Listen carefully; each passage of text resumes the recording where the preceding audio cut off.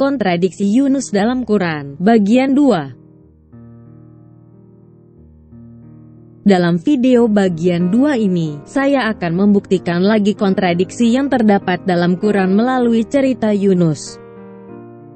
Dan sebelum lebih jauh membahas tentang pokok utamanya, mari kita mempelajari terlebih dahulu tentang latar belakang dari Yunus.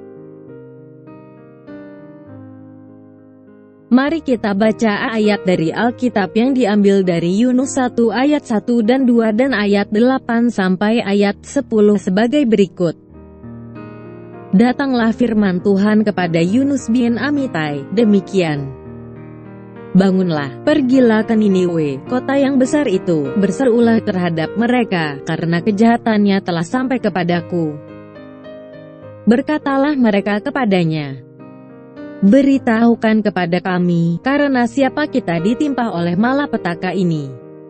Apa pekerjaanmu dan dari mana engkau datang? Apa negerimu dan dari bangsa manakah engkau?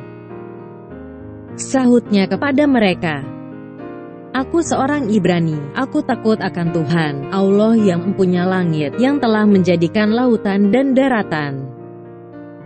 Orang-orang itu menjadi sangat takut, lalu berkata kepadanya, apa yang telah kau perbuat? Sebab orang-orang itu mengetahui bahwa ia melarikan diri jauh dari hadapan Tuhan. Hal itu telah diberitahukannya kepada mereka. Dari bacaan di atas kita bisa mendapatkan beberapa informasi bahwa Yunus yang dimaksud dalam Alkitab adalah anak Amittai dan merupakan seorang Ibrani yang diutus ke Niniwe, suatu kota di daerah Irak bagian utara. Dan kalau kita baca dari Quran beserta tafsirnya, maka kita akan dapat melihat bahwa Yunus yang dimaksud dalam Quran juga merupakan Yunus yang sama. Surah 10 ayat 8. Dan mengapa tidak ada penduduk suatu kota yang beriman, lalu imannya itu bermanfaat kepadanya selain kaum Yunus? Tatkala mereka, kaum Yunus itu, beriman, kami hilangkan dari mereka azab yang menghinakan dalam kehidupan dunia, dan kami beri kesenangan kepada mereka sampai kepada waktu yang tertentu. Surah 21 ayat 87 dan 8.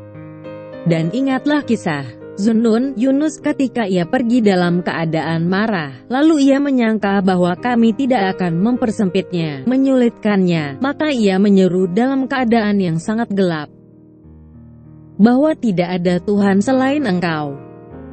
Maha suci Engkau, sesungguhnya aku adalah termasuk orang-orang yang zalim.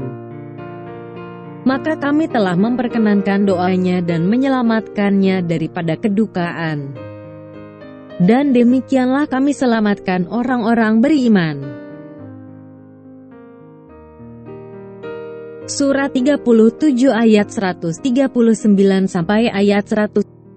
Sesungguhnya Yunus benar-benar salah seorang rasul. Ingatlah, ketika ia lari ke kapal yang penuh muatan.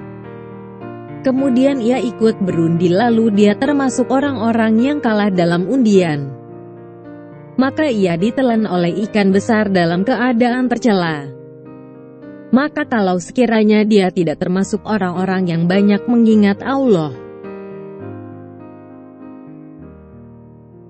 niscaya ia akan tetap tinggal di perut ikan itu sampai hari berbangkit. Kemudian kami lemparkan dia ke daerah Tandus, sedang ia dalam keadaan sakit. Dan kami tumbuhkan untuk dia sebatang pohon dari jenis labu. Dan kami utus dia kepada 100.000 orang atau lebih. Lalu mereka beriman, karena itu kami anugerahkan kenikmatan hidup kepada mereka hingga waktu yang tertentu. Dan dari tafsir Ibn Katsir untuk surah 10 ayat 96, kita bisa melihat bahwa Yunus dikirim ke Niniwe sebagai berikut. Tujuan sesungguhnya adalah bahwa tidak ada suatu negeri dari negeri-negeri yang dahulu yang kaumnya beriman kepada nabinya secara keseluruhan kecuali kaumnya Yunus. Mereka adalah penduduk Niniwe. Keimanan mereka hanyalah karena takut datangnya siksa yang Rasul mereka telah ancamkan. Dan kalau kita melihat dari tafsir Ibn Katsir untuk surah 21 ayat 87 dan ayat 88, selain kita bisa melihat bahwa Yunus dikirim ke Niniwe, kita juga tahu bahwa Yunus adalah anak dari Mata atau Amitai sebagai berikut. Kisah ini diceritakan dalam ayat ini, dalam surah Asy-Syafa'at dan surah Nu'un Al-Qalam. Hal itu dikarenakan bahwa Yunus bin Matta diutus oleh Allah kepada penduduk daerah Niniwe, di negeri Mosul, Irak Utara. Jadi jelas sekarang bahwa Yunus seorang Ibrani dikirim ke kota Niniwe yang merupakan bagian dari kerajaan Asyrian dan berpenduduk bangsa Asyur. Namun kalau kita baca beberapa ayat dari Quran, maka kita akan mendapatkan bahwa tidak ada satu orang nabi pun sebelum Muhammad yang dikirim ke bangsa lain. Semua nabi menurut Quran hanya dikirim kepada bangsanya sendiri.